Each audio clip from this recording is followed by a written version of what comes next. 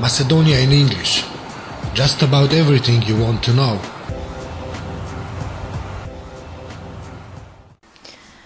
President Ivanov addresses Regional Presidential Summit in Budva. President Georgi Ivanov assessed the 4th Regional Presidential Summit titled Cooperation Towards Progress, Challenges and Answers, held in Budva, aims at a European future for citizens of the region and advancing bilateral and regional cooperation. According to Ivanov, sharing, cooperation, and togetherness is needed over all issues of common interest. Good neighborly relations need to be the lowest common denominator of our regional cooperation. We must not lose sight that good neighborly relations are a two-way street, while this form of regional cooperation is the crossroad where several two-way streets meet. That shows the major cooperation opportunities and potentials which need to be deepened, Ivanov said in his address.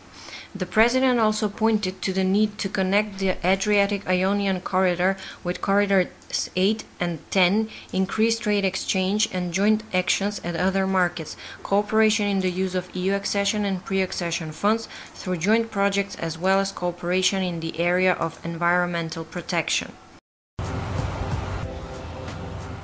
Macedonia to continue participation in Afghanistan after 2014. At the meeting of foreign ministers of ISAF contributing nations held in Brussels, it was decided that Macedonia will continue its participation after the withdrawal of troops in 2014 within the frameworks of the program for training of Afghan security forces. Macedonia's contribution is at a level that is higher than some NATO member states, and we can continue such contribution even after we formally get NATO membership, Foreign Minister Nikola Popovski said following the meeting. Popovski also held meetings with several counterparts. We discussed the enlargement process, and I concluded that the discussions at the moment confirm the reality we have, which is that Macedonia deserves to get a date to begin negotiations for EU membership as well as become a NATO member, he said. According to him, all that remains is for the EU and NATO member states to reach a consensus, while Macedonia's actions are an opportunity for the countries that have so far not supported the process to demonstrate commitment. Minister of Finance Zoran Stavreski on meeting in Brussels. Topics of discussion at the meeting in Brussels titled Balkans Progress Battling to Overcome the Impact of the Crisis were strengthening democracy and rule of law, taking measures to stimulate business environment as well as energy efficiency as essential to all-inclusive progress. Vice Prime Minister and Minister of Finance Zoran Stavreski estimated it as high-level meeting as well as pivotal to EU and countries of southeastern Europe, among which is Macedonia. Our results in improving the business climate are solid since we are among the best in Europe and the best in southeastern Europe. In connection to this, Macedonia will ask for support from EU and European banks, mainly from the European Investment Bank, to continue with the credit lines for Macedonian small and medium enterprises, as well as for infrastructure projects as a significant measure in increasing the economic growth.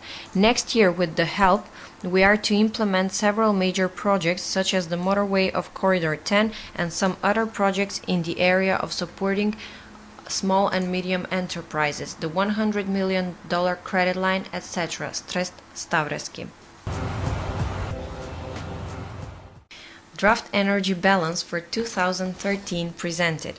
Macedonia is to spend 81,897 terajoules of energy next year. The consumption will increase in all types of energy and energy-generating products. The largest growth compared to 2012 will be registered in natural gases by 27.7%, in fuel derivatives by 8.3%, and geothermal energy by 6.9%, as anticipated by the draft energy balance for 2013. It's expected that in 2013 the supply with energy for all customers will be incessant and safe. Of total needs for energy, 52.2% are to be provided from domestic sources, whereas 47.8% through import, informed Minister of Economy Valon Saracini at the session of the Macedonian Energy Association with the Economic Chamber of Macedonia.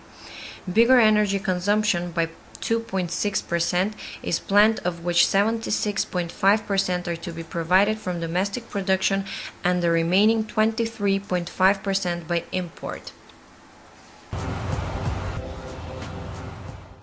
TI publishes 2012 corruption report.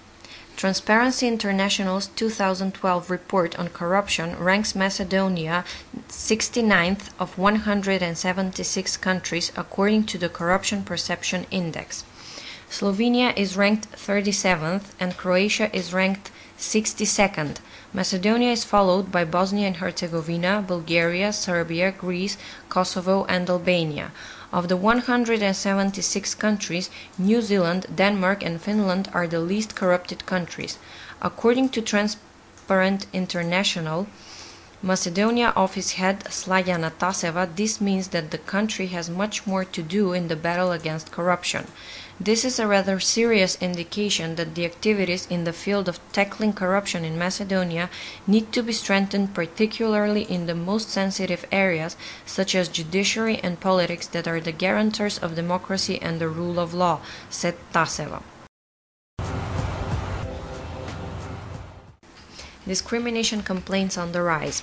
The number of citizens' complaints related to discrimination is increasing every year. This year, there is an 8% rise when compared to last year, and the majority of cases concern discrimination on ethnic or political basis, Ombudsman Ijit Mehmeti said after the opening of the roundtable titled Realizing the Right to Equality and Protection Against Discrimination, which is part of the project to strengthen the Ombudsman capacities, supported by the government of the Netherlands.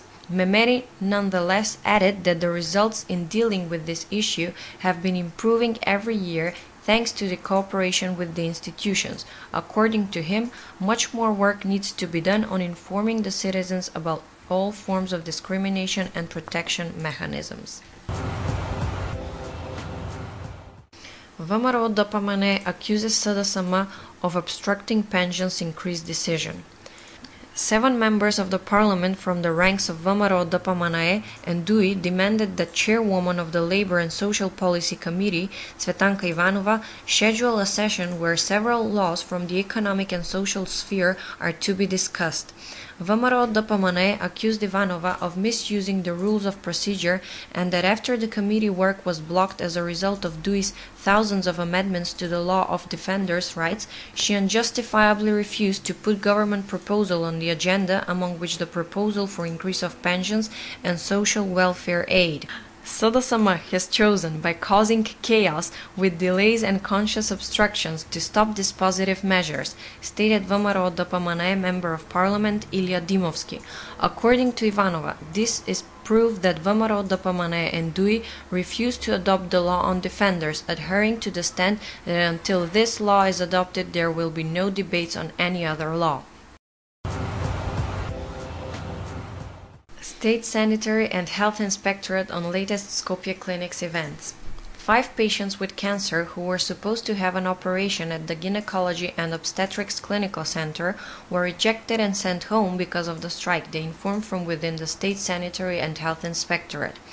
Further, they say that during the inspections they found no explanation on why the patients had been released, though all preoperative preparations have been made.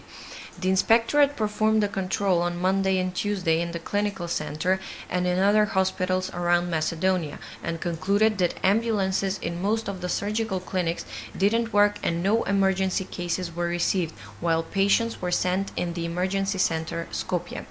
After the control was performed, Inspectorate's head, Jevģis Shakiri, made 2 decisions: emergencies to be admitted at the health institution and patients that had been released to be treated there as well released. From Skopje City Hospital, the 8th of September, and the clinical centers in Bitola, Tetovo and Štip, they announced that they will press charges against the State Health Inspectorate. Macedonia in English. Just about everything you want to know.